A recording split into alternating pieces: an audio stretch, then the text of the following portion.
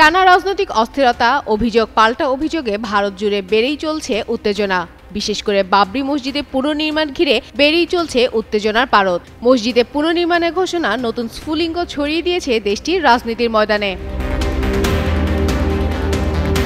মুর্শিদাবাদের বেলডাঙ্গায় তৃণমূল বহিষ্কৃত বিধায়ক হুমায়ুন কবিরের উদ্যোগে বাবরি মসজিদে ভিত্তিপ্রস্তর স্থাপন ঘিরে রাজ্য জুড়ে শুরু হয়েছে তীব্র রাজনৈতিক বিতর্ক।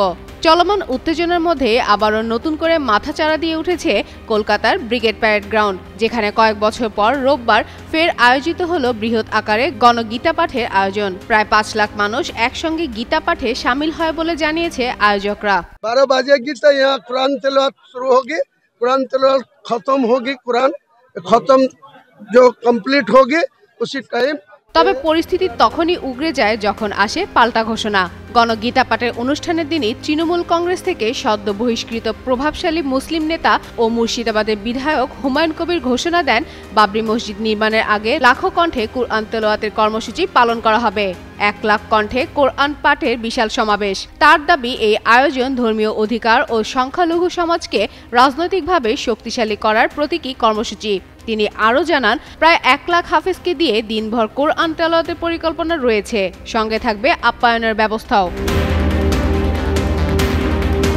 এদিকে গণগীতা পাঠের অনুষ্ঠানে বিশাল 3টি মঞ্চ, দেশজোড়া সাধু সন্তদের উপস্থিতি এবং বিজেপির শীর্ষ নেতাদের অংশগ্রহণে অনুষ্ঠানটি দ্রুতই রাজনৈতিক রং পেতে শুরু করে। যদিও মুখ্যমন্ত্রী মমতা বন্দ্যোপাধ্যায় আমন্ত্রিত থাকলেও তিনি উপস্থিত না থাকায় তা নিয়ে তৈরি হয় নানা জল্পনা। এতে বিশ্লেষকরা মনে করছেন, মমতার প্রশ্রয়ী ধর্মীয় ইস্যু নিয়ে বিতর্ক তৈরি করছে হুমায়ুন কবির। নির্বাচনের আগে হিন্দু ভোট ব্যাংকে প্রভাব বিস্তারই এ মহা আয়োজনের অন্যতম উদ্দেশ্য। রাজনীতির ময়দানে এখন প্রায় স্পষ্ট হচ্ছে দুই ধর্মীয় আয়োজনের প্রভাব। একদিকে হিন্দুত্ব ও সাংস্কৃতিক জাতীয়তাবাদের আবহে গীতা পাঠ, অন্যদিকে সংখ্যালঘু ভোট ব্যাংককে কেন্দ্র করে কুরআন পাঠের উদ্যোগ। দুই দলের নেতাকর্মীদের অভিযোগ আপত্তি আরও ঘনীভূত করেছে রাজনৈতিক উত্তাপকে।